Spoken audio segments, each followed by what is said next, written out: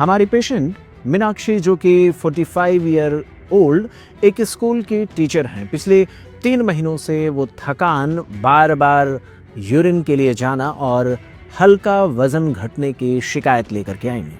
हमने उनका full body checkup कराया तो जांच में जो फोकस करने वाली चीज थी वो HbA1c का रिपोर्ट था। उनका HbA1c 8.2% था। कई बार डायबिटीज को अगर हम सही तरीके से कंट्रोल नहीं करते हैं तो लंबे समय में चल करके उसके दुष्परिणाम देखने को मिल जाते हैं।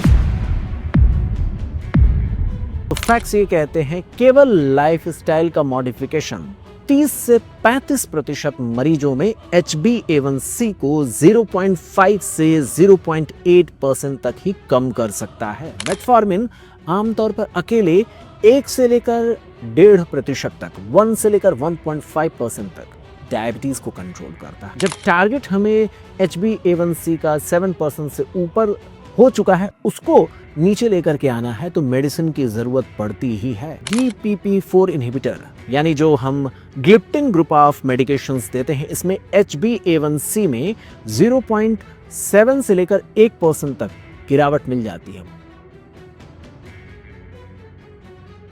नमस्कार दोस्तों, आज हम बहुत ही महत्वपूर्ण चर्चा आपके साथ करने वाले हैं जिसमें हम वैज्ञानिक तथ्यों, ऑथेंटिक रिसर्च पेपर पर आधारित जो मिली हुई जानकारी है उसके आधार पर डायबिटीज से संबंधित बहुत सारी बातों को आपके सामने रखने का प्रयास करेंगे। बहुत सारे रहस्यों को, बहुत सारे आपकी जो जिज्ञासा होगी उसको शांत करने का प्रयास करेंगे। इसमें हम 3 अलग अलग पेशेंट की रियल केस स्टडी को आपके सामने रखने की कोशिश करेंगे। इसमें हम ADA, EASD, लैंसेट और NEJM जैसे विश्व स्तरीय गाइडलाइंस के डेटा के आधार पर डायबिटीज को कैसे कंट्रोल किया जाता और किन मरीजों में कौन सी मेडिसिन अच्छी होती है, इसके बारे में इतनी जानकारी देंगे कि आप अपने स्तर पर थोड़ी सी अपनी बीमारी की समझ रख सकें। यहाँ पर हम HbA1c के सुधार में कितना बड़ा टारगेट होता है, उसके आधार पर कौन सी मेडिसिन ज़्यादा अच्छी होती है, उसका